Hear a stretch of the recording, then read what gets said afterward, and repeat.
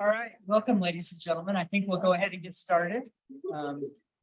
Welcome to this event sponsored by the Hubbell Environmental Law Initiative. It's a very special event today, and we are so glad that you are here.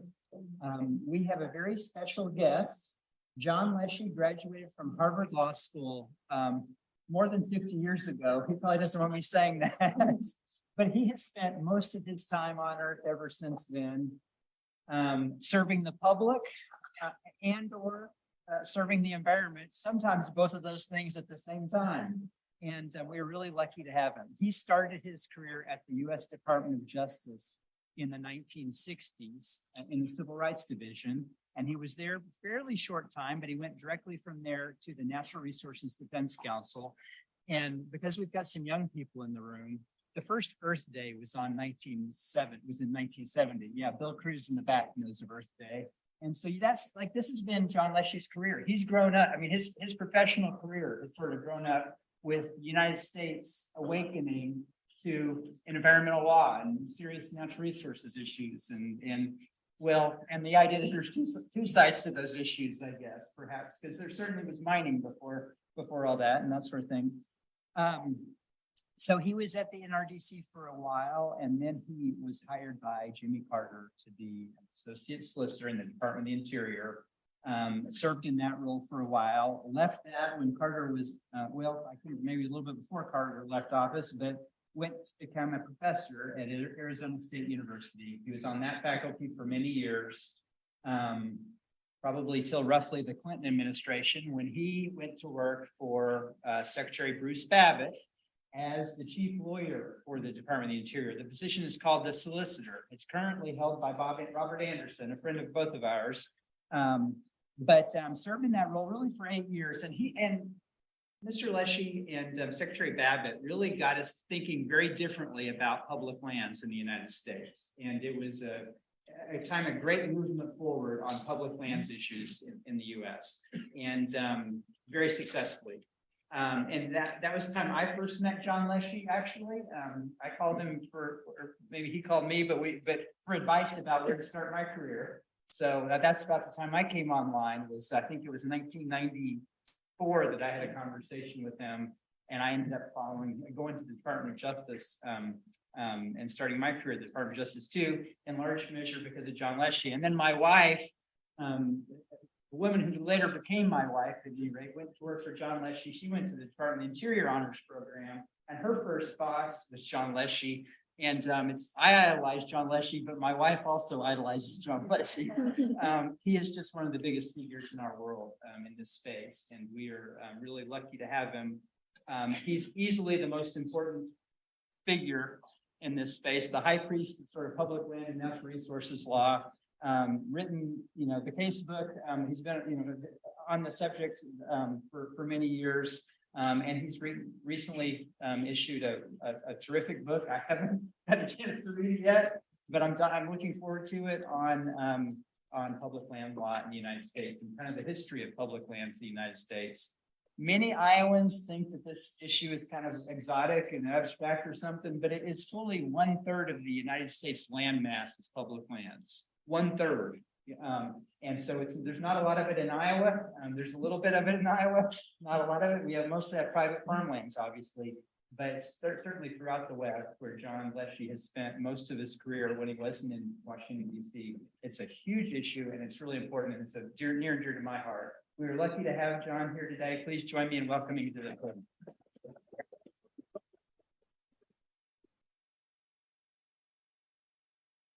Thank you, Kevin.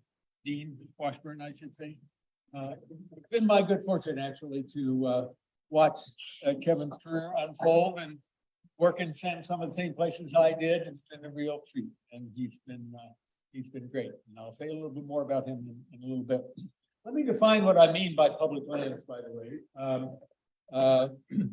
because the term can be confusing, since some people think it can refer to state and local state parks and that sort of thing.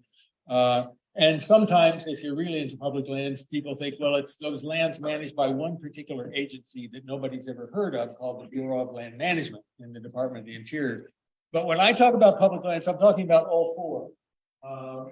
the major managing agencies: Park Service, Forest Service, Fish and Wildlife Service, and the Bureau of Land Management.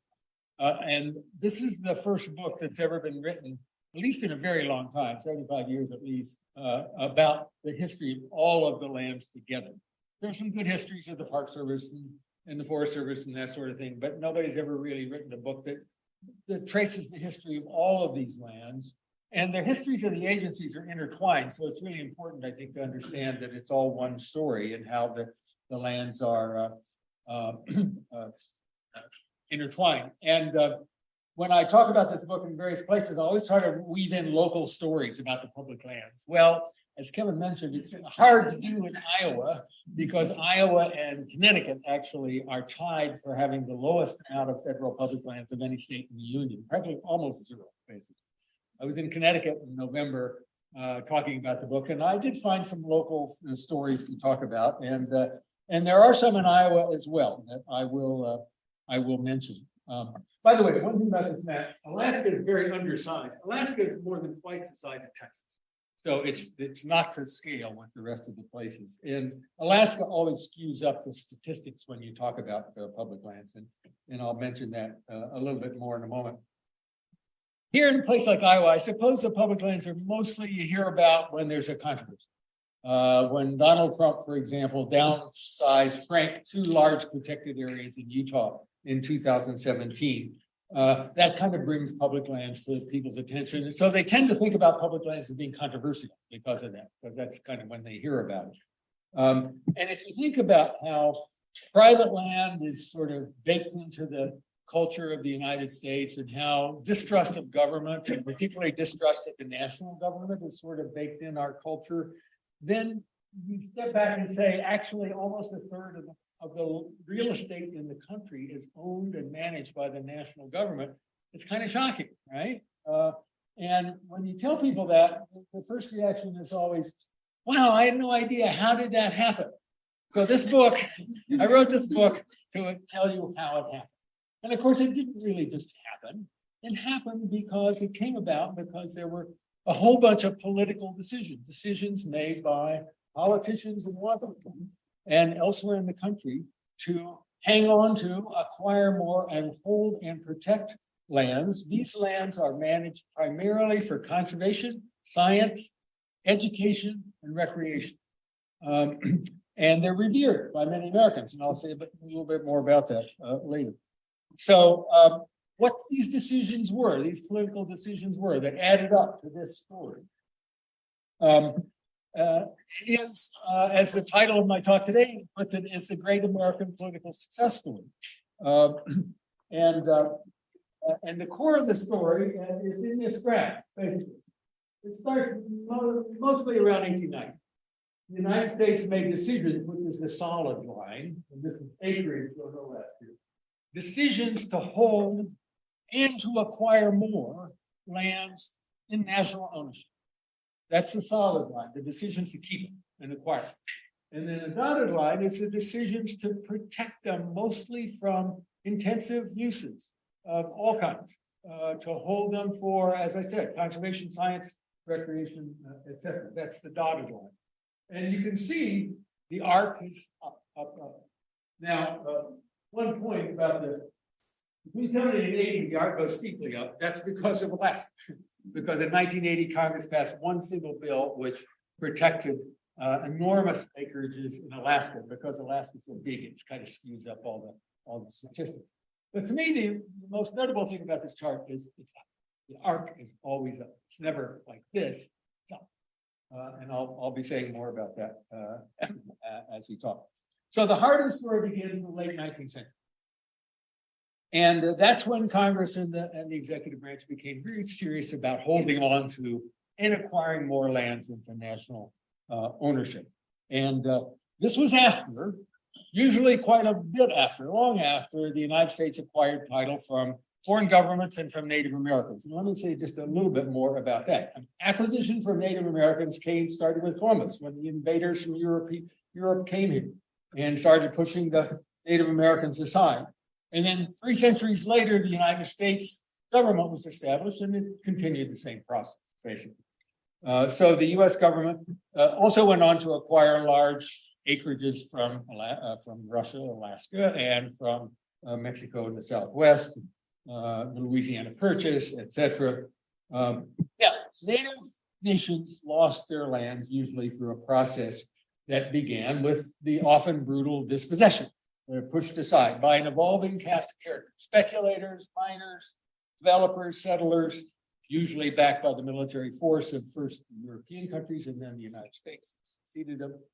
My book doesn't address in any detail that process because it really is a different process from the process I'm talking about, which is keeping and acquiring more lands into national ownership. The story of native dispossession has been told in a number of good books, including some recent ones. And because it took place earlier and is a very different story, I don't really talk about it much in my book. Although, toward the end of my book, I do talk about a modern movement, which is very significant, in which Jordan has played a not insignificant role, and that is the rise of native nations to regenerate their sovereignty and to try to exert more influence over how these lands are managed, particularly the lands that they have, strong native ancestral ties to. So let me put it a little different. The leading villains in the story of native dispossession are not the conservationists who advocated for keeping and protecting federal lands. They're the people who came before. They're the miners and the industrialists and the settlers and the like. Now, that's not to deny that some prominent conservation advocates for holding and protecting public lands, like many of their contemporaries, regarded Native Americans and their cultures as inferior.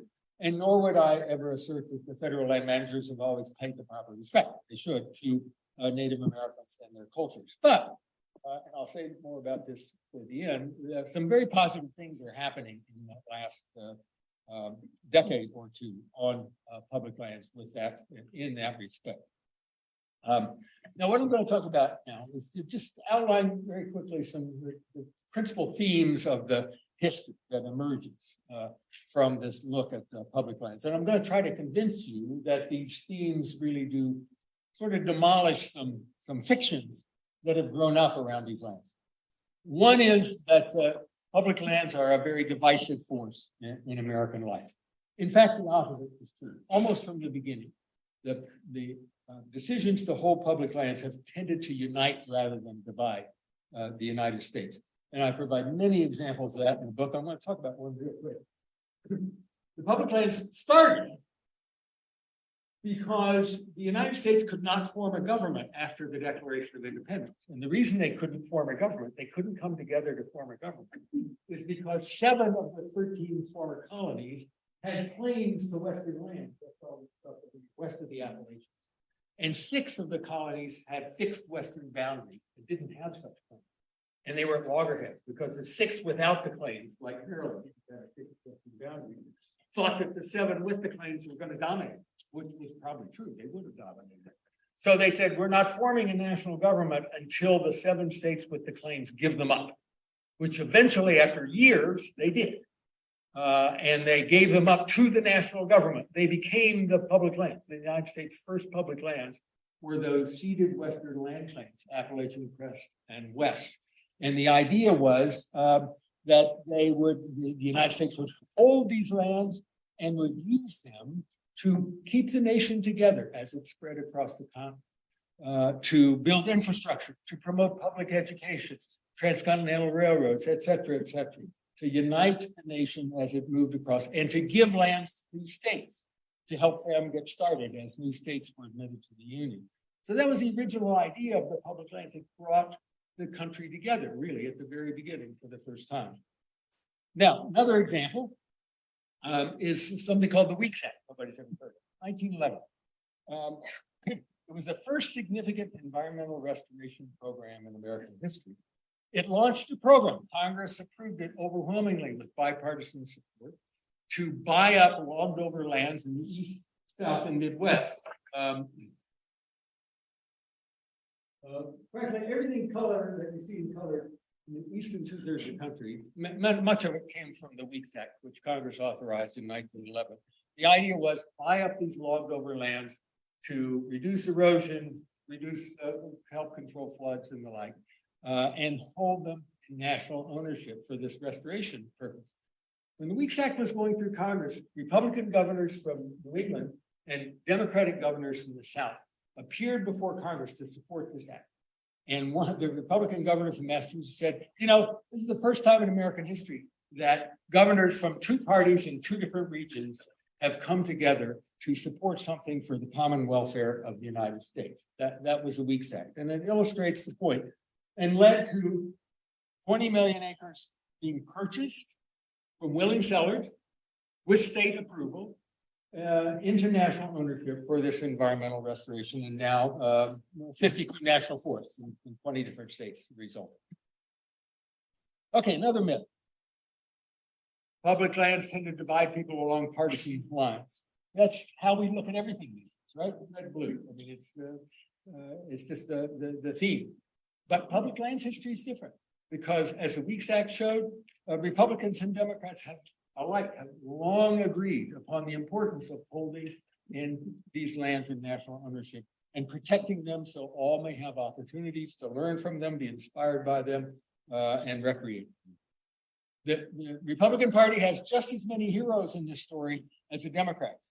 Now, most people know something about Theodore Roosevelt, Republican. He was very, very influential in this process in the early 1900s. But how about this guy? Fred Seaton, Nebraska. He was a politician and a journalist. And Eisenhower named him Secretary of the Interior in 1956. While he was Secretary of the Interior, he set aside and protected 11 million acres of federal land in Alaska, including the Arctic National Wildlife Refuge, which is kind of America's Serengeti. It's one of the iconic places. That was the result of Fred Seaton's decision. A little later, I'll talk about two other prominent Republicans in this story, that will be from Iowa. Okay, third myth. Public lands have been safeguarded as a result of a land grab by the national government, carried out over state and local opposition. Now, you might remember about 7 years ago, a bunch of armed extremists took over a national wildlife refuge in Eastern Oregon for a few weeks, and they claimed that they were taking the lands back. Well, the history of those particular lands that they were occupying in that wildlife refuge were acquired by the United States from a very willing seller, the Swifton Company meatpacking company, that had been trying to start an agricultural enterprise in Eastern Oregon and was going belly up and floundering and loved the fact that the United States came along to buy these lands and take them off their hands and turn them into a wildlife refuge. Those were the lands that were being taken back, hardly a land grab. My book is replete with stories like how petitions from the grassroots played a key role in the establishment of nearly all of the protected public lands we see today. In the 1880s, for example, right before this takeoff in the 1890s, concerns were growing in many parts of the West that land speculators and powerful enterprises like timber and mining companies and railroad companies were going to gain ownership of all these lands in the upper reaches of the watersheds and threaten the water supplies of most Westerners who were then living in urban areas. Most people don't appreciate it. In 1890, the West was the most urban region of the country, had more people living in urban areas than any place else. And they were concerned about the loss of their potential loss of their vital water supplies. So they organized and petitioned the United States to come sort of rescue them by setting aside all these lands in the upper reaches of the watersheds to protect their water supplies. Oregon's Republican governor and representatives in Congress petitioned the United States to create the national forest that now exists along the Cascade Mountains. Same thing happened in California with the Sierra Nevada. Same thing happened in Colorado. The Chambers of Commerce of Denver and Colorado Springs petitioned the United States to set aside all the lands in the upper reaches of the Rockies behind Denver and Colorado Springs. So the people in Washington listened, and they did it. They set aside these lands in the upper reaches of these watersheds, and today they form the core of the national forest system. By the way, that's the Arctic National Wildlife Refuge with Fred Seaton. So the forest lands in light green there, those were all created, almost all created as a result of local petitions in between 1891 and 1909. Theodore Roosevelt, as I said, was a big player in this because he was a very, he had Western roots. He had been a rancher in North Dakota for a year or two. He understood the West understood him. And his political instincts were very good. He told Congress in 1904, he said, the forest reserve policy will be successful only when it has the full support of the people in the West. Because the people who live in the neighborhood of these lands are going to determine whether or not they're permanent. Well, the people in the neighborhood of these lands did determine that and did set them aside, and they have been a permanent part of the national scene. There were occasional hiccups here and there, but no serious effort was ever made to undo the forest reserves that came about. I mentioned the Weeks Act earlier, 1911, which resulted in the Eastern National Forest. It was the first of just many programs that Congress put in place to acquire more lands and hold them in national ownership. Most of the parks, wildlife refuges, and other places in the East and in the Eastern two-thirds were the result of acquisition, buying lands back from willing sellers or cash with the consent of the state. Now, Big Bend Park here in Everglades, two of my favorites. These are places that the states bought with state taxpayer money from willing sellers and then donated them to the national government to become national. Okay, not a land grab. Don't let people tell you otherwise. Then there's the story of how in the early 1930s, the United States decided to keep the orange land in the West, in the Intermountain West, Nevada, etc. This happened because it was launched by Herbert Hoover, an Iowan, and a avid angler, by the way, an outdoors person. Herbert Hoover in 1930, in the depths of the Great Depression in 1930, suggested that maybe all these lands should be given to the state, all these lands in orange. And Congress established a committee to look at that idea. It's called the Garfield Committee. And the committee was composed mostly, most of its 20 members were Republicans from the West. And it recommended without dissent that the United States reserve all of the lands, these orange lands that were important for, quote, among other things, national forests, national parks, national monuments, migratory bird refuges, to protect wilderness, wildlife, archaeological and ethnological remains, and unusual wonders of nature. And then after that reservation process, the committee said, then the rest of the land should be offered to the states if they managed them to rehabilitate them. Well, the Great Depression was deepening at that point, and Congress couldn't agree what to do. And the states themselves did not want these lands because of the burden of rehabilitating and managing them. So not long after Hoover was defeated in the 1932 election, by the way, this is Everglades, and that's Herbert Hoover. Abbott Angler. I'll say more about it.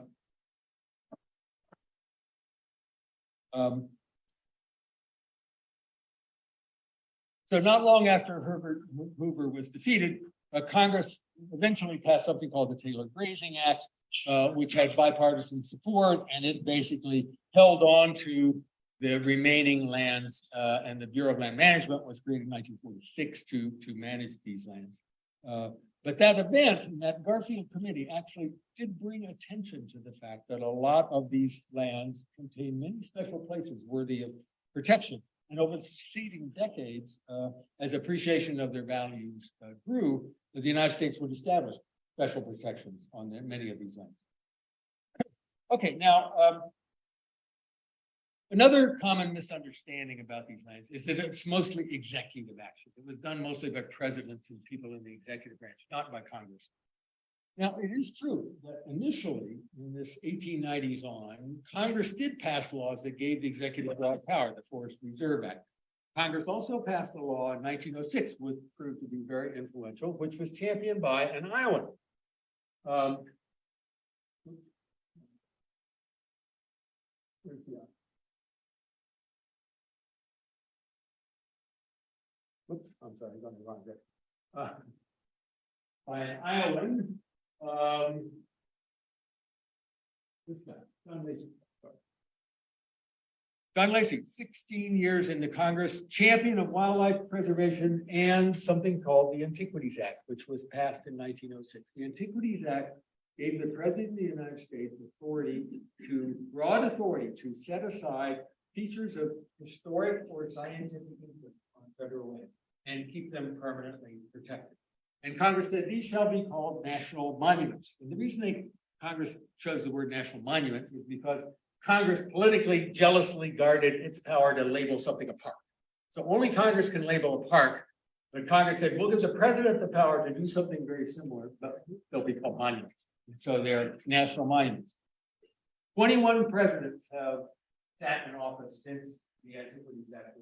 18 of them, 9 Republicans, 9 Democrats, have used the Antiquities Act to preserve about 150 million acres of land in national monuments around the country. So it's been a very, very successful act, and you can really thank this guy because he was the guy who got it through Congress with broad bipartisan support. And among other things, Herbert Hoover created national monuments before he left office in places like Death Valley, White Sands, Black Canyon of the Gunnison in Colorado, and several other places. Herbert Hoover was a very vigorous user of this Antiquities Act authority. Later on, by the way, Congress would come along and ratify all these monuments. In fact, today there are 63 areas that have been given the label national park by Congress. Okay, half of them were first protected by presidents on using the Antiquities Act. So presidents make monuments under the Antiquities Act, and Congress comes along later, basically to get some of the political credit. They kind of elbow it and say, yeah, well, we'll put a park label on so we can get some political credit for that too. Those parks are the nation's crown jewels, but in a way, thank John Leshy, that Iowan, for setting in motion that process. I should also mention, since you were in law school, I think that even though Congress gave the executive in the early days broad authority to take these steps, and the executive vigorously exercised that authority, the courts never interfered. Never. In fact, the courts basically left it to the political branches of government to make these decisions, to Congress and the executive branch to sort of work these things out. Okay, now let's go to the 60s, the 1960s, and this guy, Wayne Aspinall. Aspinall didn't like the idea that the executive had all these power, and so he said he mounted a campaign, very successful, to have Congress reclaim the authority, to have Congress make these decisions, not the executive, about how much land to protect and where. And so that was his campaign, and it succeeded. And his first big victory was in something called the Wilderness Act of 1954. The Wilderness Act is the most protective federal law in wilderness areas, in areas that have capital W wilderness status. You can't build a road, you can't mine, you can't log, you can't operate a motor vehicle. Very strict, very strict. They are, as the name implies, they are managed as wilderness. Now, Aspinall was not a fan of wilderness, but to him, the most important thing was Congress should make these decisions. So not 1 acre goes into the wilderness system unless Congress approves. Congress has to pass a law that puts something into the Wilderness Act. Now, what Aspinall did was seriously underestimate how popular that idea was. Now, by the way, here's another Alaska. This one piece of legislation is responsible for that. That's the Alaska National Interest Lands Conservation Act of 1980, which put more than 75 million acres, I think, into the wilderness system, more than doubling. But the most important thing about this chart is it's always up. The arc is always up. Not an acre ever comes out of wilderness. If it's put in, it remains there permanently because Congress has made that decision. Now, one other important, and you got to work in Washington for a while to see this happen, but one other important feature of the fact that Congress makes these decisions is that they don't get made without local support. In other words, there's a long custom in Congress that it does not legislate with respect to a particular area, what happens in a particular, to public lands in a particular place.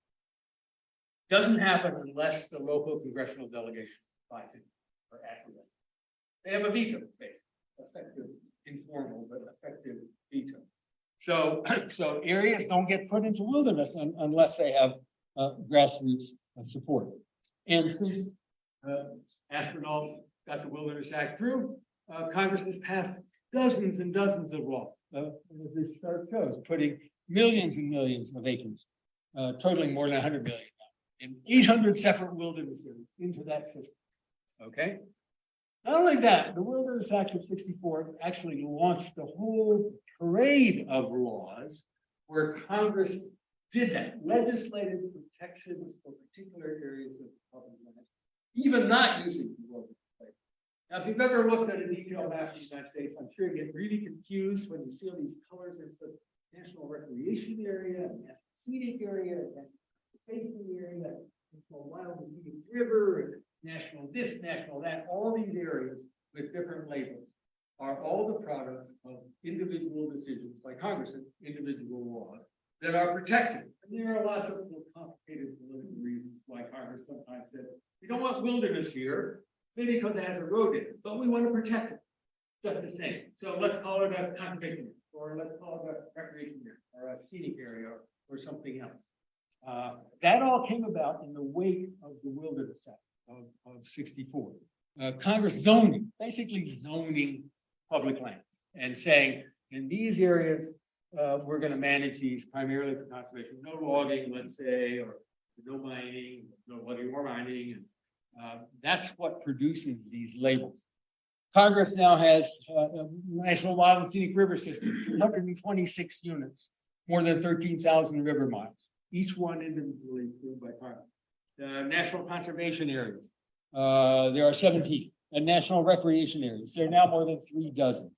Nearly a dozen national seashores, lakeshores, scenic areas, and numerous other areas that have these kind of unique labels, each one connoting special protection, basically primarily conservation and recreation. That's the purpose. Each limits agency discretion. That was Aspinall's point. So agencies don't have the authority to log or mine in a recreation area or a scenic area, etc.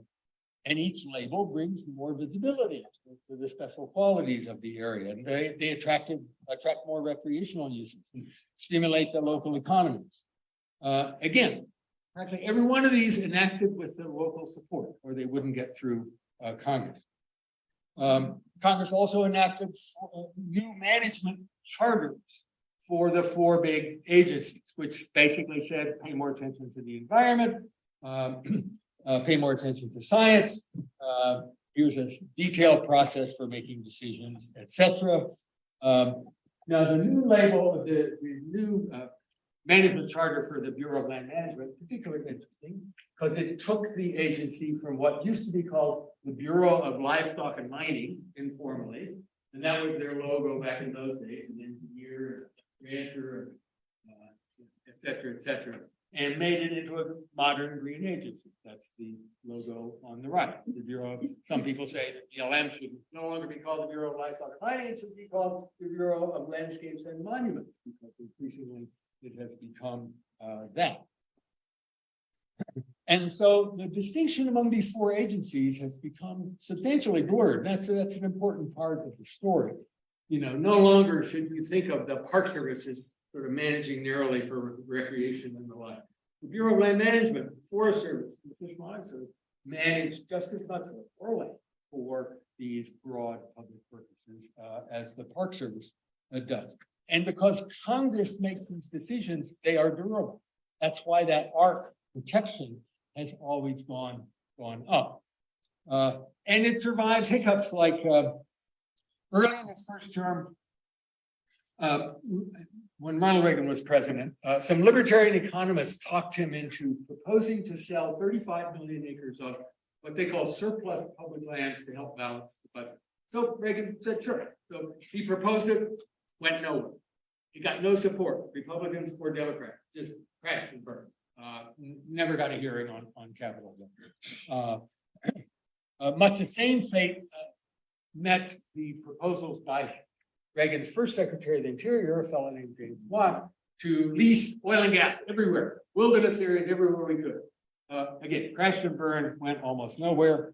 So Reagan, who was an astute politician, moved in the middle, said, okay, I get it, we're going to protect more public lands. And that's in fact what happened, because the arc continues to go upward, including in places, in times when Republicans sit in the White House and control one or both houses of Congress. Ronald Reagan, that's Alaska, but the next steep upward arc, that's Reagan. Reagan signed into law more acres of wilderness protection, the lower 48 states, than any president before him or after. Okay? Little known fact, but illustrates the point that there's strong bipartisan support for all this stuff. And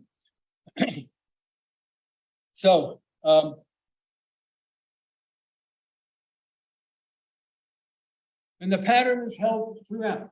Some of you might remember in 1994, Newt Gingrich led a Republican take over the House with something called the Contract for America, which kind of bristled with anti-republic,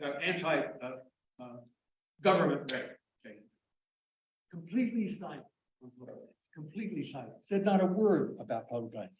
The reason it said not a word is the guy who put it together, who was a very talented messaging guru named Frank Luntz, who's still around. Once told the GOP, he said, stay away from the public lands because they are, quote, the most popular programs today. Conservation of public lands and waters through parks and open spaces. Okay. And so the GOP has generally followed his advice ever since. Once again, the chart tells the story because it goes up, the arc goes up, regardless of who's in office and who's in control of Congress. Okay, now you're saying, yeah, but what about didn't the Trump administration break that pattern? I mean, it did severely downsize 2 large national monuments in protected areas in southern Utah. There were 2 Obama-Clinton monuments that protected about 3 million acres, and Trump shrank them to 1 million acres. And then that same year, he signed into law a measure that had passed Congress on a strict party line vote to open up the Arctic National Wildlife Refuge, that area created by Fred Seaton in northeastern Alaska, to oil and gas leases. Okay, so there's 2 hiccups in the process, right? What happened then? Well, those happened, but neither of them had any staying power. Biden reversed the shrinking of the Utah monuments, and when the Trump administration, in one of its last acts before it left office in January 2021, had a lease sale in the Arctic National Wildlife Refuge for oil and gas, nobody showed up. The major oil companies boycotted, stayed away, largely because they didn't want the adverse public reaction of drilling in one of the iconic places. So the Arctic Refuge sale kind of went nowhere. Even more telling, before Trump left office, he signed into law 2 major bipartisan public land protection bills. The first in 2019 was one of these sort of omnibus public lands bills, had many different parts. It added more than 1 million acres to the wilderness system.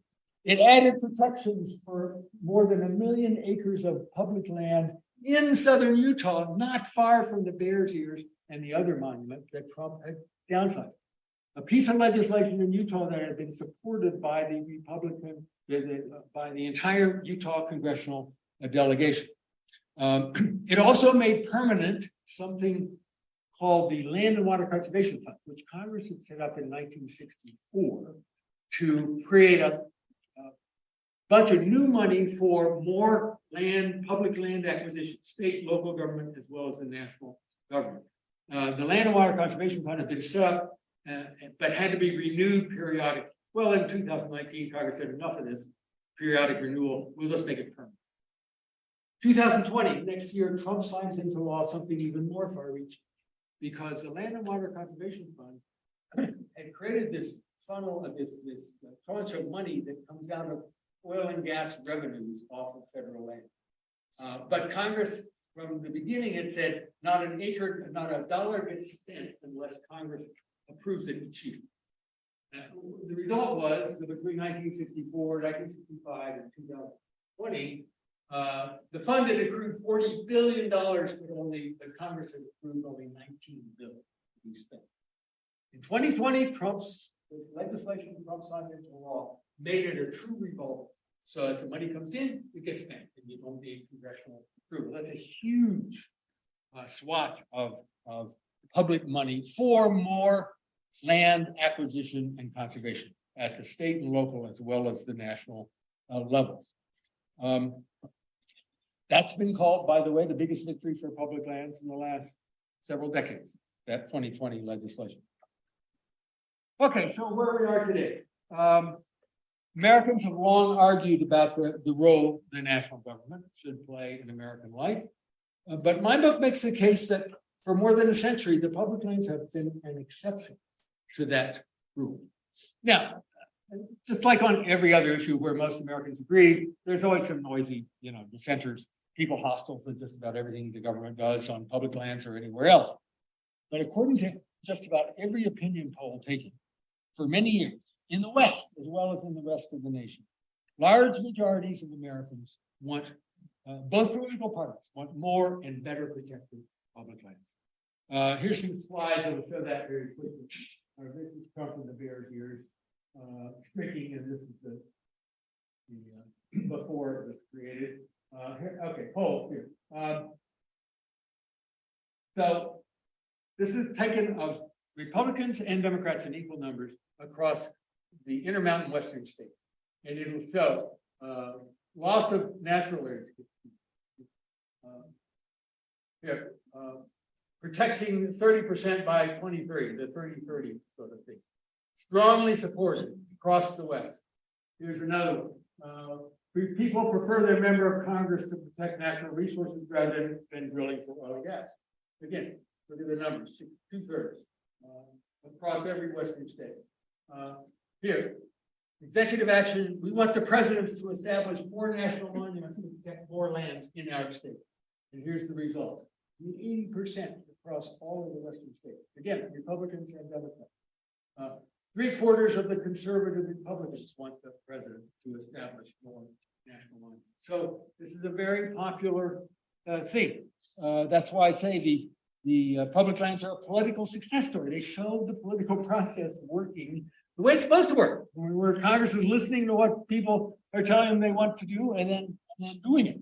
And so bringing more attention to these kinds of political success stories is an important, I think, an important thing to do.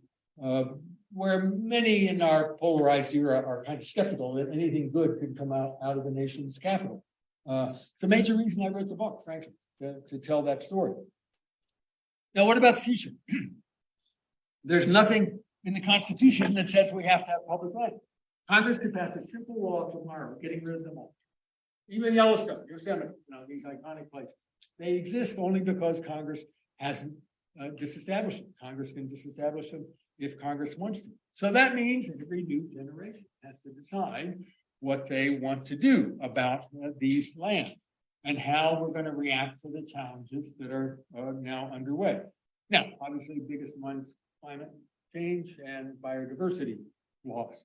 Of course, there's challenges all of humanity faces, but they're pose particular threats, as you might imagine, for public lands.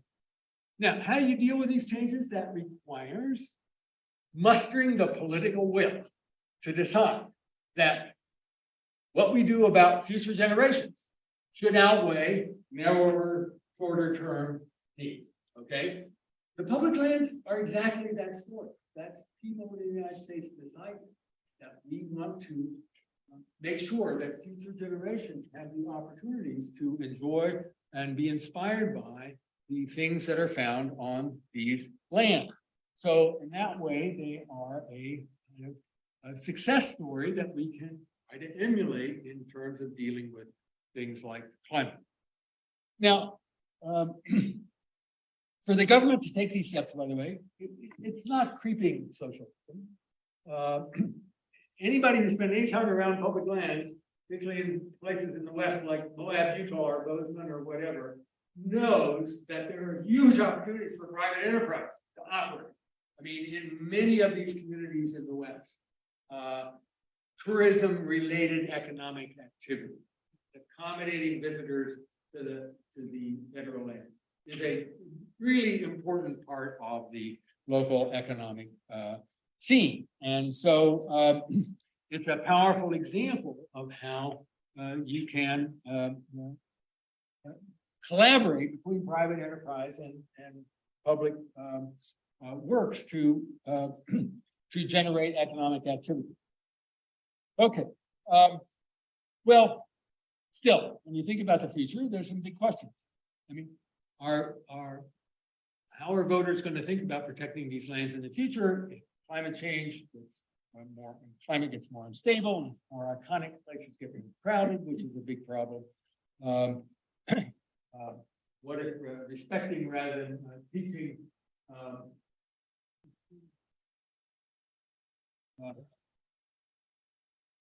the teaching of science becomes the dominant attitude? What if our voices become more shrill? What if our minds become more closed? If partisan rhetoric intensifies?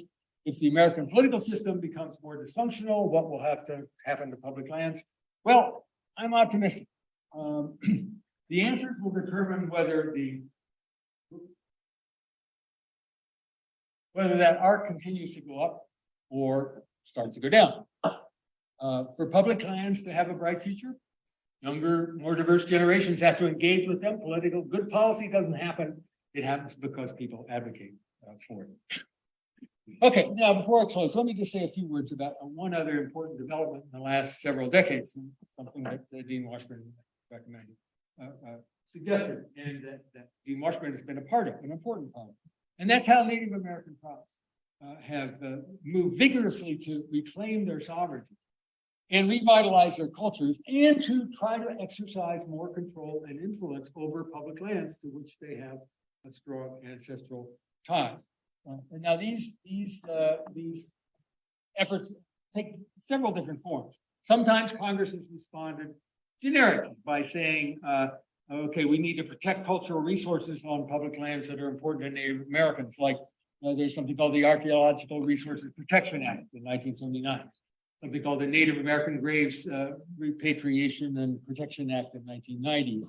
In 1992, Congress amended the National Historic Preservation Act to allow for the protection of features that are of traditional religious and cultural importance to Native American tribes. And Congress has put in place numerous arrangements for enhancing tribal influence on how areas in particular locales are managed. And Dean Washburn wrote a really good article about this, and I read on the just by really definitely worth reading. And in a small number of cases, the tribes have put together a political effort that has resulted in getting some of the lands back, getting title actually revested in Native Nation. Now, all these trends gain strength when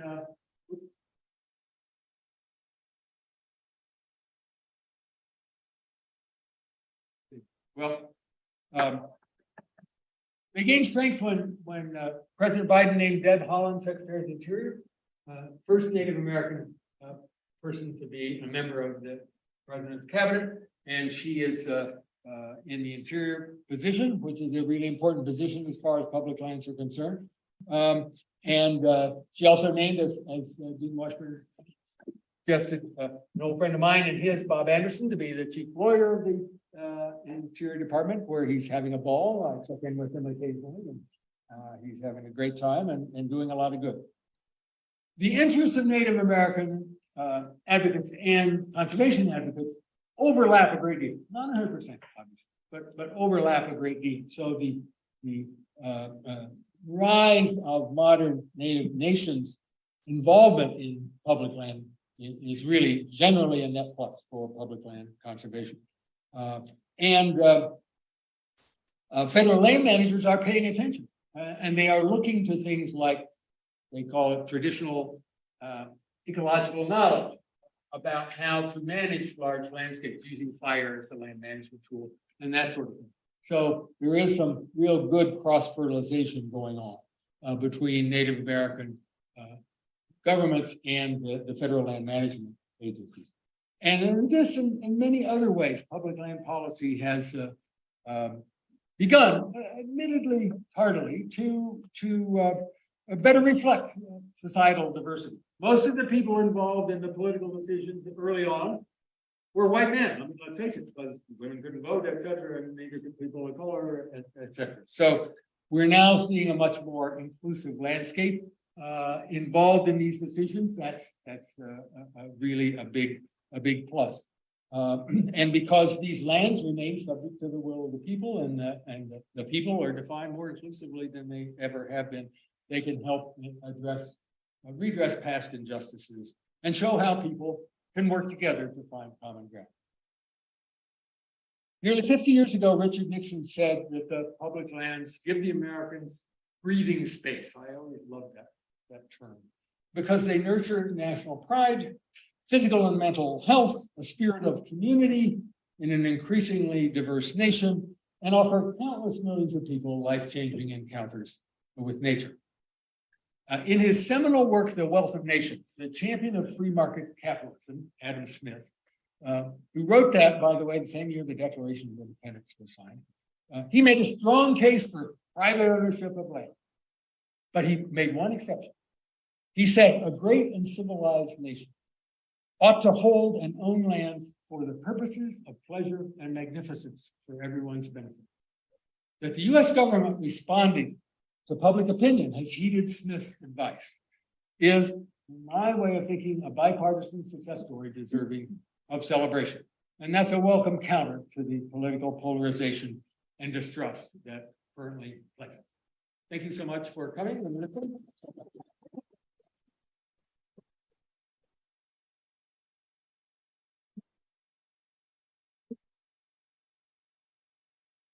We've got 7 minutes for questions, so I'm happy to.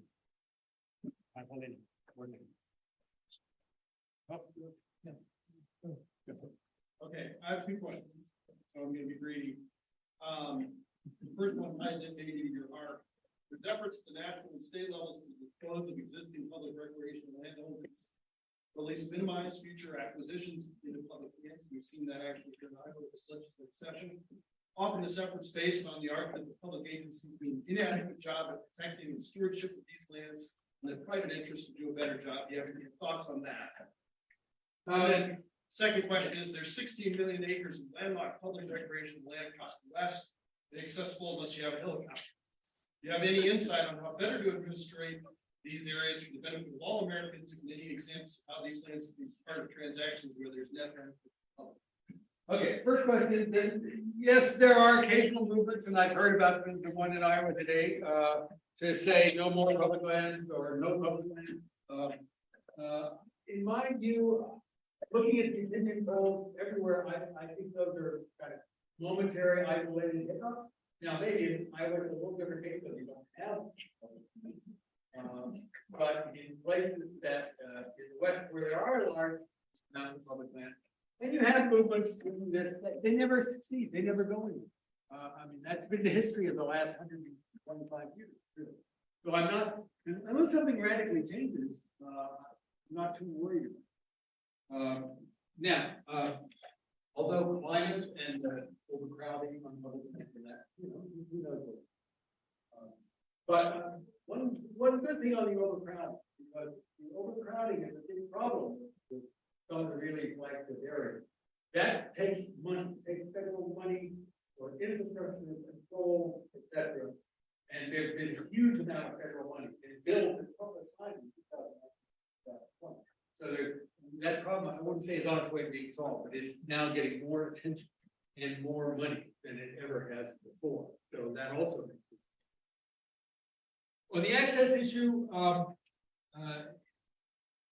I think that one is also being solved in a way, not completely, but you do land exchange, you do acquisition, you negotiate, you do conservation easement or access easement and that sort of thing. There's a lot of attention to these really in the last 4 or 5 years, much more attention. And there's a lot of exchange points and regional feeders See, because of, in the 19th century, the United States gave away so much land, it gave it away in a completely hodgepodge way. It created these gigantic checkerboards with the railroad and land grants and stuff, which just created access like crazy. And again, a lot of attention being given to it, money being put on it now, and so I'm cautiously optimistic. Wait, see much. Yeah, the cultures of the four public land management agencies that you mentioned are so vastly different. And what do you, there's long been this notion that maybe the Forest Service should be moved from the Department of Agriculture. I won't, you don't have to answer that, but moved from agriculture to interior, but they're also different. Is that healthy diversity or is that a problem? Both. I mean, okay. It's a really good question because, when you say, look, these agencies' missions are blurry. At some point you say, why do we have four different ones, right? So does that make sense? Maybe we should just have one federal agency so you get more efficient. I've always opposed that. Because I think frankly, and you've been in the public sector as long as I have, there's a value to competition in the public sector the same way there is. These agencies are better because they're always kind of looking over their shoulder at what the other agencies are doing. And one of the things I trace in the book is the competition between the Forest Service and the Park Service in the 1920s and 1930s, because they were both kind of competing to manage the same land. And I think that produced a net plus. So I'm not in favor of consolidation. And frankly, getting the Forest Service into the interior, Forest Service is over in agriculture. The other three agencies are in the interior department. There's historical reasons why that happened. But every Secretary of the Interior for the last 100 years, 118 years, has tried to get the Forest Service back into the interior department. And when I came in with Bruce Babbitt in 1993, he said, okay, we were talking about what we're going to do. And he said, let's go for the Forest Service. And I had just read this massive book by Tommy Watkins about Harold Leakey, as Secretary of the Interior, longest serving history. He served from 1933 to 1942. Okay, longest serving cabinet, second longest serving cabinet officer in American history. Leakey spent every waking hour plotting to get the Forest. And FDR was a great story of Franklin Roosevelt management skills, because every time Roosevelt had something unpleasant he needed done or whatever, he would go to Leakey and say, Harold, if you take care of this for me, I may think about giving you the Forest. And he would run off into it and then come back to him. FDR did, time's not right, maybe later. And he did that for 12 months. So I think there's value in the competition. I think the agencies, I've seen this happen in my tenure in government. It used to be they were pretty insular. If you were a BLM person, you never went to work for the Park Service. There was no cross-fertilization between the Park Service and the Forest Service, whatever. That's broken down quite a bit. There's now a lot of cross-fertilization. So they're learning from each other and personnel transfer. So I think that's all pretty healthy. And I'm not troubled by the status quo. One of the most revered public land areas in this part of the country is the Boundary Waters Canoe and Wilderness area. And there's been numerous friends of the BWCA fighting against increased motorboats, snowmobiles, and most recently copper mines. And sometimes that goes to the courts. And so can you talk about that kind of pressure, continued pressure on these pristine areas and how that plays out in the courts? Okay, there in some areas there is all kinds of, there's different kinds of pressure. There's recreational pressures everywhere. We're seeing big fights now about e-bikes and in areas open for trail biking. We're seeing big fights about whether you can do fixed anchors for climbing in wilderness areas. So those things will go on. The pressures for mining and stuff like that are much more localized and have subsided. We don't hear about efforts to open up wilderness areas for drilling or whatever. Once in a while the Arctic, but the Arctic was a big message for people. We're going to 50 years of fighting about whether to drill the Arctic refuge, And finally, they opened it up for leasing and nobody did. And that tells us about where public decision is and where, what the oil companies are sort of taking at. So I'm not too worried about the industrial threat, except, and this could be a big, well, one is, to decarbonize the economy, we need new electrical grid. Everybody can see. You cannot build a new electrical grid without crossing. Anyway, that is going to be, we're already beginning to see it, but we're going to see a lot of big fights over transmission power. Now, not through wilderness areas. I don't think there'll be pressure to put it through wilderness, but pressure to put it through recreation areas or other areas to help the conservation. That will be a big fight. And that's just a trade-off. I mean, you got to decide, right? Are we going to decarbonize the economy? We have to put transmission lines somewhere. As I was telling a reporter the other day, every acre of public land is not a friend. So it doesn't make any difference where you are, when you propose to change how a particular area is managed, whether it's putting a transmission line, or whatever. You're gonna have a, and we're just gonna have to grit our teeth and wade through those fights and make trade-offs. That's gonna be a problem. Or, we need cobalt for electrifying the economy, and there's a cobalt deposit here on public land. I'm gonna have a fight. No way. I think we need to, let people go, but will you stay around for just? Yeah, that's what I'm happy to do. Let me thank Professor Raisler and Blake Roof, our staff director of the Hubbell Environmental Law Initiative, for bringing Professor Leshy, and let me thank Professor Leshy for being here.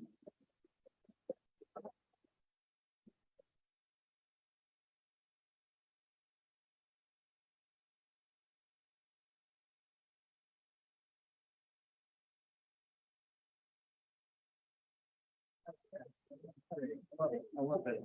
Thank you. Thanks for coming. It's returning. Yeah, then I have a card service. The landscape is not.